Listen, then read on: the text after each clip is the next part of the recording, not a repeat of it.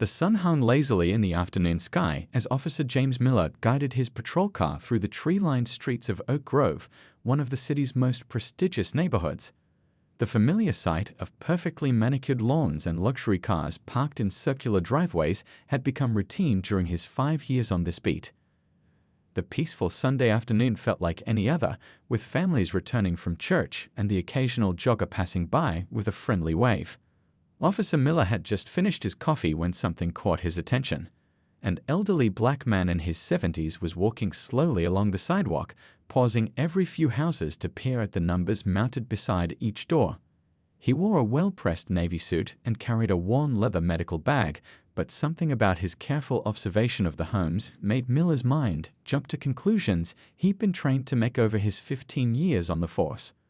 The man moved with a dignified grace, occasionally checking a small notepad in his hand.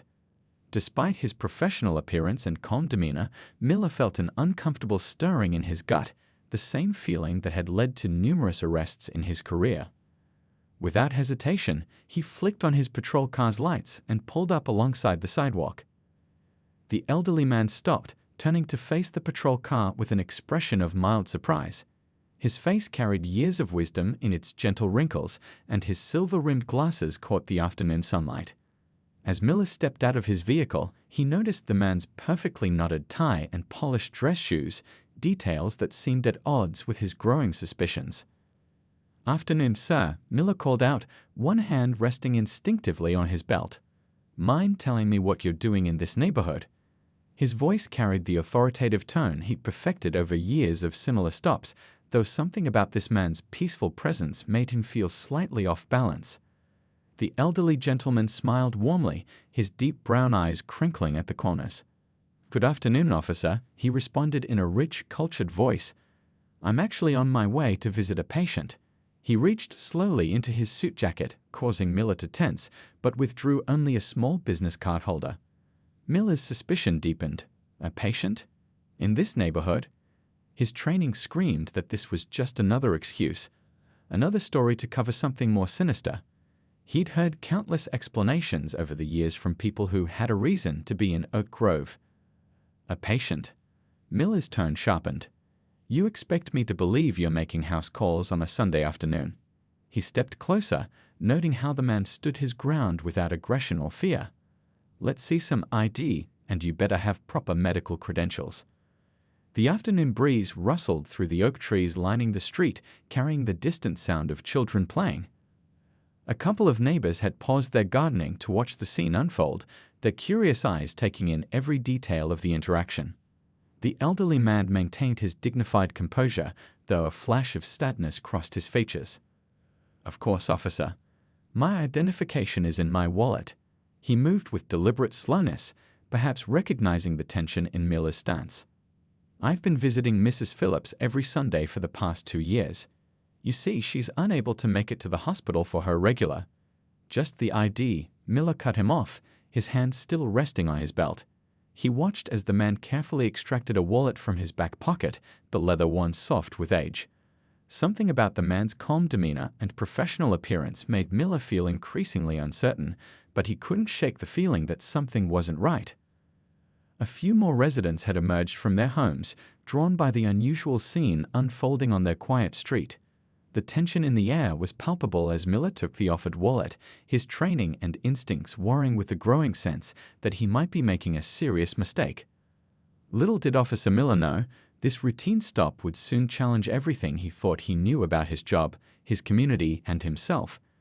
The truth about the elderly gentleman with the medical bag would shake the foundations of his beliefs and set in motion a chain of events that would change not only his life, but the entire community of Oak Grove. As Officer Miller studied the ID in his hands, his brow furrowed deeper with each passing second.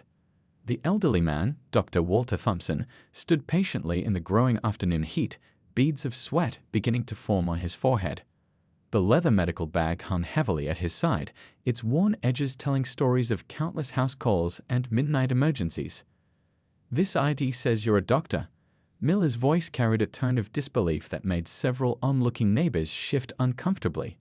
"And you expect me to believe you make house calls in Oak Grove?" He handed the ID back with more force than necessary, causing the elderly doctor to adjust his glasses as he carefully returned it to his wallet.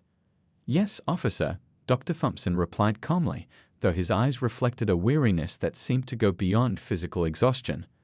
"I've been practicing medicine for over 4 decades. Mrs. Phillips is a post-operative patient, Woe." "Put your hands where I can see them," Miller interrupted, his voice rising. A young couple walking their dog on the opposite sidewalk stopped in their tracks, the woman pulling out her phone and beginning to record. The doctor slowly raised his hands, his medical bag slipping from his shoulder to the ground with a soft thud. The peaceful Sunday afternoon had transformed into something entirely different. Garden hoses lay forgotten, water pooling on manicured lawns. Children who had been playing nearby were quickly ushered inside by concerned parents. The air grew thick with tension as more neighbors gathered on their porches, whispering among themselves. "Officer, I understand you doing your job." Dr. Thompson spoke softly, his dignity intact despite the humiliation of the situation. "But if you just allow me to show you my medical license." "Turn around and place your hands behind your back," Miller ordered, pulling out his handcuffs. The metal clinked ominously in the quiet street. An elderly woman in a nearby house pressed her hand to her mouth in shock, her gardening gloves falling unnoticed to the ground. Dr. Thompson complied with a grace that seemed to make the situation even more disturbing. As the handcuffs clicked into place, a kind-faced man in his 60s stepped forward from his driveway. "Officer, there must be some mistake. I've seen this gentleman visiting Mrs. Phillips Every." "Sir, step back and mind your own business," Miller snapped, though a flicker of uncertainty crossed his face. He reached down to pick up the fallen medical bag, its weight surprising him. The leather was butter-soft from years of use, and a faded name tag hung from the handle.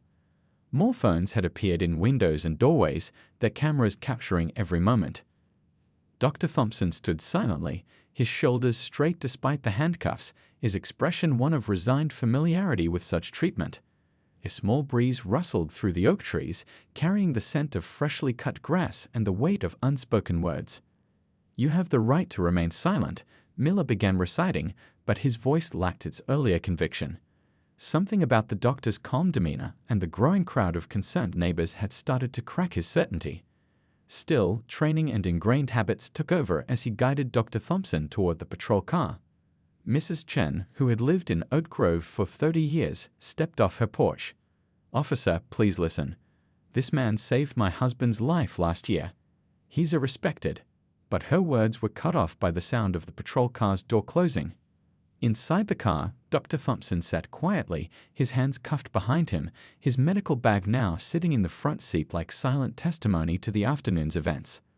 Through the window, he could see neighbors talking animatedly on their phones, some shaking their heads in disbelief, others clearly making calls to the police department. Officer Miller slid into the driver's seat, his hands gripping the steering wheel tightly. The air conditioning hummed softly, a stark contrast to the heated scene outside. As he adjusted his rearview mirror, he caught a glimpse of Dr. Thompson's face, not angry, not bitter, but wearing an expression of patient understanding that somehow made Miller feel worse than any amount of rage would have. As the patrol car pulled away from the curb, the residents of Oak Grove stood in their yards and driveways, watching in collective disbelief. The Sunday afternoon peace had been shattered, leaving behind questions that would soon shake their community to its core. Little did Officer Miller know, his next stop at the police station would completely upend everything he thought he knew about his own judgments and biases. The fluorescent lights of the police station buzzed overhead as Officer Miller led Dr. Thompson through the double doors. The afternoon shift was changing, and the lobby bustled with activity that seemed to pause momentarily as heads turned to observe the unusual sight of an elderly man in handcuffs. At the front desk, Officer Jenny Chen looked up from her computer screen, her eyes widening in recognition. The coffee cup she'd been holding slipped from her fingers, splashing hot liquid across her desk. "Oh my God," she whispered, loud enough for nearby officers to turn their heads. "Dr. Thompson." Miller froze mid-step, his hand still on Dr. Thompson's arm. There was something in Officer Chen's voice that made his stomach tighten. She rushed from behind the desk, papers scattering in her wake. "Officer Miller, what are you doing?" Her voice trembled with emotion. "This is Dr. Thompson. He saved my father's life last year." She turned to the elderly doctor, her face etched with concern. "Dr. Thompson, are you all right? Why is he in handcuffs?" The background noise of the station faded as more officers gathered around. Dr. Thompson maintained his dignified silence, though a gentle smile crossed his face at the sight of Officer Chen. Miller's fingers suddenly felt numb as he fumbled with the handcuff keys. "Your father?" he managed to ask, his throat dry. Officer Chen nodded vigorously, already helping to steady Dr. Thompson as the handcuffs came off. "My father had a massive heart attack during my academy graduation. Dr. Thompson performed emergency surgery that night, stayed with him for 12 hours straight. He visits him every month to check on his recovery, never charges a penny." The doctor rubbed his wrists gently, his kind eyes meeting Miller's confused gaze. "Officer Chen, it's good to see you. How is your father doing with the new medication?" Before she could answer, the station's door burst open. Mrs. Phillips, a frail woman in her 80s supported by her daughter, hobbled in with determination etched on her face. "Where is he? Where's Dr. Thompson? Someone called to tell me what happened."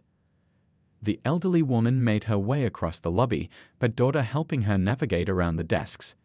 "This wonderful man has been coming to my house every Sunday for 2 years," she announced to the now silent room. "After my heart surgery, I couldn't manage the stays at the hospital anymore. Dr. Thompson offered to visit me at home. He's never missed a single Sunday, rain or shine." Miller felt the color drain from his face as Mrs. Phillips continued. "He checks my vitals, adjusts my medication, and even brings me heart-healthy recipes his wife creates specially for me. And he does this for at least a dozen other homebound patients in our community." The station had grown so quiet you could hear the old wall clock ticking.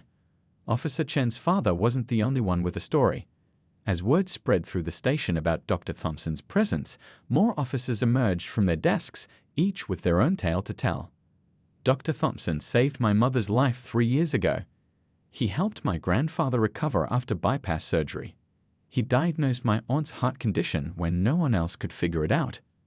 Officer Miller stood rooted to the spot as the stories flowed around him. He watched as Dr. Thompson greeted each person by name, asking specific questions about their loved one's health, remembering details about their families that spoke of genuine care and connection. The doctor's worn medical bag still sat in Miller's patrol car, and now he understood why it looked so well used. While he had seen a suspicious figure in an upscale neighborhood, Dr. Thompson had simply been continuing his decades-long mission of caring for those who needed him most. A young rookie officer approached with a cup of water for Dr. Thompson, her hands shaking slightly. "My grandmother talks about you all the time, sir. You visited her every week after her stroke, even during the big snowstorm last winter." Dr. Thompson accepted the water with a grateful nod. "Mrs. Lee is a remarkable woman. Her determination during rehabilitation was inspiring." He turned to Officer Miller, who had been standing silently, processing everything he'd heard. "Officer, I understand why you were suspicious. But sometimes the simplest explanation is the true one. I'm just a doctor trying to help my patients live their best lives." The weight of his mistake pressed down on Miller's shoulders as he watched Dr. Thompson check his watch. "Now, if you'll excuse me," the doctor said quietly, "Mrs. Phillips still needs her checkup. I try never to be late for my patients." The entire station watched in collective awe as Dr. Thompson gathered his dignity around him like a cloak and prepared to leave. Mrs. Phillips immediately stepped forward, insisting that her daughter drive both her and the doctor back to her house for the delayed appointment. As they left the station, Miller caught a glimpse of his reflection in the window, an officer who had let his prejudices cloud his judgment, standing in a room full of people whose lives had been touched by the very man he had wrongly arrested. The truth hadn't just emerged. It had shattered his preconceptions and left him questioning everything he thought he knew about his role as a police officer in his community. The next morning, Officer Miller sat at his desk, staring at his computer screen with bloodshot eyes. He hadn't slept much, the events of the previous day replaying in his mind like a movie he couldn't stop. His coffee sat untouched, growing cold, as he scrolled through article after article about Dr. Walter Thompson's remarkable career. The first article was from 1975. a grainy newspaper photo showing a younger Dr. Thompson performing the city's first successful heart transplant. Another from 1982 detailed how he developed a revolutionary bypass technique that reduced recovery time by weeks. Awards, innovations, breakthroughs, the achievements went on and on. Quite a raid, isn't it? Captain Rodriguez's voice startled Miller from his research. The captain pulled up a chair, his face serious. I spent half the night doing the same thing. Did you know Dr. Thompson turned down a $1 million position at a private hospital in Beverly Hills 20 years ago? Miller shook his head, his throat tight. He said his patients needed him here, Rodriguez continued, placing a thick folder on the desk. This came in this morning. Every complaint ever filed against Dr. Thompson. He opened the folder to reveal a single sheet of paper. In 45 years of practice, you know what the only complaint was? That he worked too many hours and wouldn't take vacation days. The captain leaned back, his chair creaking. But here's what really got me. I called some contacts at the hospital last night. Every Sunday, without fail, Dr. Thompson visits at least 8 homebound patients. Rain, snow, holiday, doesn't matter. Most of them can't pay him anything. Some try to give him baked goods or knitted scarves, but he usually ends up bringing them groceries instead. Miller's hands trembled as he picked up a local magazine article from 3 years ago. The photo showed Dr. Thompson sitting with a group of medical students, teaching them about heart care in low-income communities. The caption mentioned that he'd started a free clinic in the poorest part of the city, staffing it himself every Saturday morning. There's more, Rodriguez said quietly. Remember that big apartment fire in the east side last winter? The one where that retired firefighter had a heart attack while helping people evacuate? Miller nodded. Everyone knew that story. Well, guess who left his warm bed at 3 a.m. and drove through the snowstorm to perform emergency surgery? Didn't even wait for the roads to be plowed. The weight of Miller's mistake pressed heavier on his shoulders with each revelation, but the captain wasn't finished. Yesterday, after everything that happened, you know what Dr. Thompson did? He still completed all his house calls, stayed up until 11 p.m. to make sure he didn't miss anyone. The last patient's daughter said he was exhausted, but still took time to explain her mother's new medication routine 3 times until she understood it perfectly. Miller's coffee had gone completely cold now, much like the pit in his stomach. I don't understand, he managed to say. When I was questioning him, why didn't he just tell me all this? Why didn't he mention any of his achievements? A soft voice from the doorway answered his question, because my husband doesn't believe in using his reputation to get special treatment. Mrs. Thompson stood there, a dignified woman holding a small paper bag. Her eyes were kind but carried a hint of sadness. Both officers stood quickly, but she waved them back to their seats. Walter asked me to bring this by, she said, placing the bag on Miller's desk. He said you seemed stressed yesterday, and these might help. Inside the bag were 2 heart-healthy muffins, still warm from the oven. A handwritten note explained their ingredients and included tips for reducing stress through better diet. Miller stared at the note, written in the same steady hand that had saved countless lives. He also wanted me to give you this, Mrs. Thompson continued, pulling out a small stack of papers. It's information about his free blood pressure screening program at the community center. He thought your department might want to participate. He says police officers often neglect their health due to irregular schedules. Miller looked up, meeting her eyes. Mrs. Thompson, I need to apologize. She shook her head gently. Walter said you were just doing your job. He's more concerned about your blood pressure than your apology. She smiled softly. Though I did tell him it was about time someone mistook him for a suspicious character. Most mornings I can barely get him to change out of his gardening clothes before he heads to the hospital. Captain Rodriguez cleared his throat. Mrs. Thompson, we'd like to do something to make this right. Well, she said thoughtfully, the free clinic is always short on volunteers. And I know Walter would love to have some officers learn basic CPR to teach in schools. She glanced at the untouched coffee on Miller's desk. But first, maybe Officer Miller could join us for Sunday dinner. Walter makes an excellent heart-healthy lasagna, and he'd love to discuss his ideas for community health programs. As Mrs. Thompson left the station, Miller sat back in his chair, the magnitude of Dr. Thompson's lifelong dedication to others finally sinking in.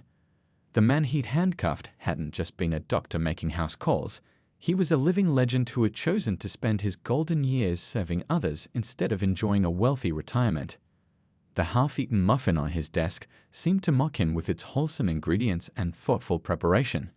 Even after being wrongly arrested, Dr. Thompson's first instinct had been to care for the well-being of the officer who had humiliated him. Miller realized that he hadn't just made a mistake in judgment, he'd been given a profound lesson in humanity, wrapped in a warm muffin and a handwritten note about heart health. By Monday morning, the video of Dr. Thompson's arrest had spread through social media like wildfire. The police station's phones rang constantly, and news vans lined the street outside. But what happened next surprised everyone, especially Officer Miller. Instead of angry protests, something remarkable began to unfold. The station's lobby filled with people, but they weren't there to complain. They came to share stories. An elderly man shuffled in with a photo album showing Dr. Thompson at his grandson's graduation, right after performing emergency surgery that saved the boy's life. A retired teacher brought in newspaper clippings she'd saved over 30 years, documenting the doctor's work in underprivileged communities. "You see this scar?" A construction worker rolled up his sleeve, showing a long line across his chest. "5 years ago, I collapsed at a job site. No insurance, no money, nothing. Dr. Thompson not only did my surgery, he helped me find a job during recovery that wouldn't strain my heart. Never asked for a penny." The police chief called an emergency meeting, his face grave as he addressed the room full of officers. "This incident has shown us we have serious work to do," he announced, his voice firm but concerned. "But Dr. Thompson just called me with an unusual request." The room fell silent, everyone expecting the worst, a lawsuit, demands for resignations. Instead, the chief managed a small smile. "He's offered to conduct a series of workshops for our department. Not about what we did wrong, but about building stronger connections with the community we serve." In the back of the room, Officer Miller sank lower in his chair, the weight of his actions heavy on his shoulders. But then something unexpected happened. A young rookie officer stood up, her voice slightly shaky but determined. "Chief, I have a suggestion," she said. "My grandmother's one of Dr. Thompson's patients. She lives in the Rose Gardens senior community. Maybe we could start a regular wellness check program there. Work with Dr. Thompson to learn what our elderly residents really need." The idea sparked something in the room. Another officer raised his hand. "My uncle runs the community center in Oak Grove. They've been trying to start a youth health education program. What if we partner with Dr. Thompson's clinic? Show kids that police officers care about their well-being, not just enforcement." As ideas filled the room, outside in the community, another kind of movement was taking shape. Mrs. Phillips, the patient Dr. Thompson had been going to visit during the arrest, had turned her weekly bridge club into an impromptu community action committee. "Every Sunday, that man climbs 3 flights of stairs to check on me," she told her neighbors, serving her famous lemon cookies. "He brings his own portable EKG machine because I can't manage the hospital stairs. Now it's our turn to do something for him." The Bridge Club ladies sprang into action with surprising efficiency. They contacted local newspapers not to condemn the police department, but to share their personal experiences with Dr. Thompson. They organized a schedule to deliver meals to his free clinic. They even started a program to drive elderly patients to their appointments. At the hospital where Dr. Thompson still consulted, the administrative board called an emergency session. They'd received hundreds of letters and calls about the incident. Their response? They announced the creation of the Thompson Community Health Initiative, a new program to provide medical care to homebound patients. "Dr. Thompson has been doing this work alone for years," the hospital director announced to the press. "It's time we followed his example. We're allocating resources to train more doctors in community care, starting with the interns Dr. Thompson has been mentoring." But perhaps the most surprising reaction came from Oak Grove itself. The wealthy neighborhood where the arrest had taken place underwent a transformation. Residents who had previously kept to themselves began reaching out to their neighbors. The woman who had recorded the arrest organized a neighborhood health fair with Dr. Thompson as the guest of honor. "This incident opened our eyes," she told local reporters. "We lived next door to heroes and never knew it. Dr. Thompson didn't just serve our community, he showed us what community really means." Through it all, Dr. Thompson maintained his regular schedule. He continued his Sunday house calls, though now he often found police escorts voluntarily accompanying him, learning from his interactions with patients. He still worked at his free clinic, but now there was a steady stream of volunteers, including officers on their days off. One afternoon, a week after the incident, Officer Miller was leaving the station when he saw Dr. Thompson helping an elderly patient into her daughter's car. The doctor looked up and gave him a warm smile and a wave, as if the events of that Sunday had never happened. A young mother passing by recognized Dr. Thompson and stopped to thank him for helping her son the previous week at the clinic. As Miller watched their interaction, he realized that the true aftermath of his mistake wasn't about punishment or public outcry. Instead, it had become a catalyst for the kind of change that Dr. Thompson had been quietly working toward his entire career, bringing people together to care for one another, regardless of their differences. 3 months after the incident, Officer Miller stood in front of his bathroom mirror, adjusting his uniform with unusual care. Today wasn't a regular patrol day. He'd volunteered to help at Dr. Thompson's free clinic, something he'd been doing every other Saturday since that life-changing Sunday afternoon. The morning air was crisp as he drove to the clinic, located in a modest building on the city's east side. The waiting room was already full when he arrived. Mothers with young children, elderly folks with worried faces, workers who couldn't afford to take weekdays off. But there was something different about the atmosphere now. Instead of the tense silence typical of medical waiting rooms, there was a sense of community. Volunteers served hot coffee and healthy snacks. Children played in a newly created corner filled with donated toys. And at the center of it all was Dr. Thompson, moving from person to person with that same gentle smile Miller had once mistaken for suspicion. "Ah, Officer Miller," Dr. Thompson called out warmly. "Perfect timing. Could you help Mrs. Lee with her blood pressure check? She's been following that stress reduction program you suggested, and I think you'll be pleased with her progress." Miller felt a wave of pride as he approached the elderly woman he'd been working with for the past few weeks. When he'd first suggested combining basic health monitoring with community policing, he'd never imagined how much it would change his entire approach to his job. "How are those breathing exercises working for you?" he asked Mrs. Lee as he carefully wrapped the blood pressure cuff around her arm. She beamed at him, pulling out a small notebook where she'd been tracking her numbers. The improvement was clear, not just in her blood pressure, but in the way she now saw police officers as partners in community wellness rather than figures to be feared. During his lunch break, Miller sat with a group of fellow officers who'd also started volunteering.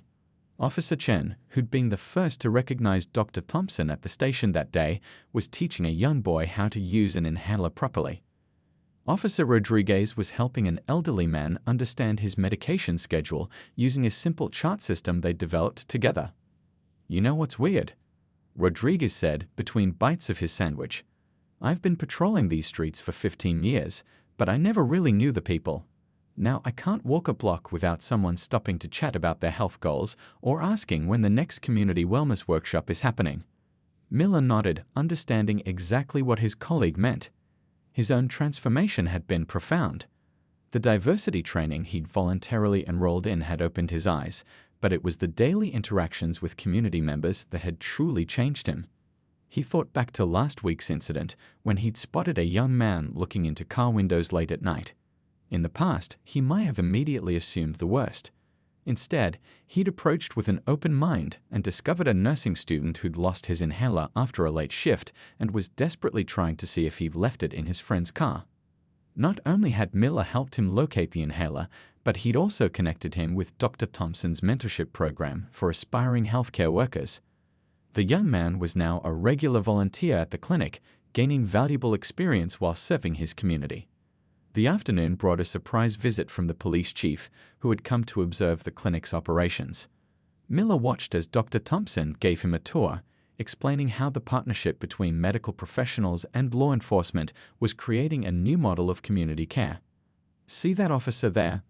Dr. Thompson pointed to Miller, who was helping a young mother understand her child's asthma action plan. "He's become one of our most valuable volunteers. The families trust him now. They see the uniform as a symbol of protection and care, not just authority. Later that evening, as Miller helped clean up the clinic, he found himself sorting through patient education materials. Each pamphlet, each handout represented a different aspect of community health, and he could now explain them all to residents in simple, understandable terms. "Quite a change from writing tickets, isn't it?" Dr. Thompson's voice came from behind him. The elderly doctor was reviewing patient charts, his dedicated work ethic unchanged by the increased support and recognition he'd received since the incident. "I never thought I'd know the difference between systolic and diastolic pressure," Miller chuckled, "or that I'd care so much about helping people understand their health." Dr. Thompson put down his charts and looked at Miller thoughtfully. "You know, that Sunday afternoon could have gone very differently. Most people would have let anger and resentment guide their response. But sometimes the best way to address bias is not through confrontation, but through connection." Miller felt the familiar mix of shame and gratitude wash over him. "I keep thinking about how I almost let my preconceptions prevent me from learning all of this, from being part of this change." "The past is a teacher, not a judge," Dr. Thompson replied, using one of his favorite sayings. "What matters is what we do with its lessons." He handed Miller a stack of new community health outreach flyers. "Speaking of which, I hear you are starting a wellness program at the police academy." Miller smiled, taking the flyers. The program had been his idea, teaching new recruits about community health issues alongside their regular training. If officers understand the health challenges people face, they're better equipped to serve the community, he explained, realizing how much his perspective had shifted in just 3 months. As he left the clinic that evening, Miller noticed a familiar face, the young man he'd arrested last week for shoplifting. Instead of taking him to jail, Miller had discovered he was stealing baby formula because he couldn't afford both that and his heart medication. Now, thanks to Dr. Thompson's assistance program, he was getting the medical help he needed and had found part-time work at the clinic. The transformation wasn't just about Miller anymore. It was about an entire community learning to see beyond their first impressions, to understand that true public service meant caring for people's whole well-being.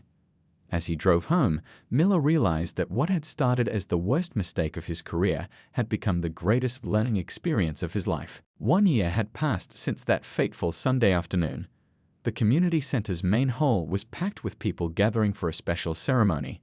Sunlight streamed through the windows, illuminating the faces of those who had come together to celebrate something remarkable: the official opening of the Thompson Community Health and Public Safety Partnership Center. Officer Miller stood near the podium, his uniform pressed and spotless, watching Dr. Thompson chat with a group of elderly residents. The doctor's medical bag, still worn but now something of a local legend, sat beside him as always. Even on this special day, he'd already done 3 house calls before the ceremony. "Hard to believe it's been a year," Officer Chen whispered, joining Miller at his observation post. "Remember when we thought this whole thing would end in lawsuits and protests?" Miller nodded, thinking back to those tense early days. Instead of division, the incident had sparked something unprecedented. The new center was proof of that, a place where law enforcement and healthcare professionals would work side by side to serve the community. The mayor stepped up to the podium, tapping the microphone gently. "1 year ago," she began, "an unfortunate incident could have torn our community apart. Instead, it brought us together in ways none of us could have imagined." The crowd murmured in agreement as she continued. "Today, we have police officers trained in basic health screening. We have medical professionals who understand law enforcement challenges. But most importantly, we have a community that looks out for each other." Miller scanned the faces in the crowd. There was Mrs. Phillips, now the head of the Senior Wellness Committee, sitting with her Bridge Club members who had become volunteer patient advocates. The young nursing student he'd met that night was there too, now running the center's late-night medical assistance program. In the past year, the mayor announced, reading from her notes, "Our community health initiatives have helped over 5,000 residents. Emergency room visits have decreased by 30%.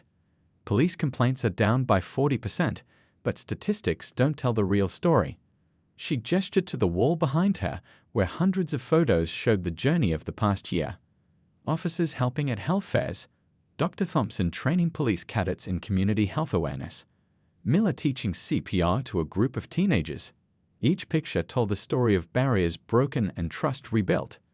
Would Officer Miller and Dr. Thompson please join me at the podium? Miller felt his heart race as he walked forward. Dr. Thompson joined him, that same kind smile on his face that he'd worn even during his arrest a year ago.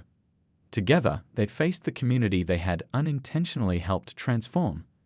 These two men, the mayor continued, showed us that it's not our mistakes that define us, but how we learn from them. Officer Miller could have let shame and guilt consume him.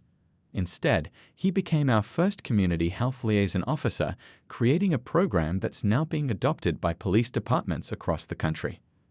The crowd applauded, but Miller barely heard them. He was thinking about all the small moments that had led to this day.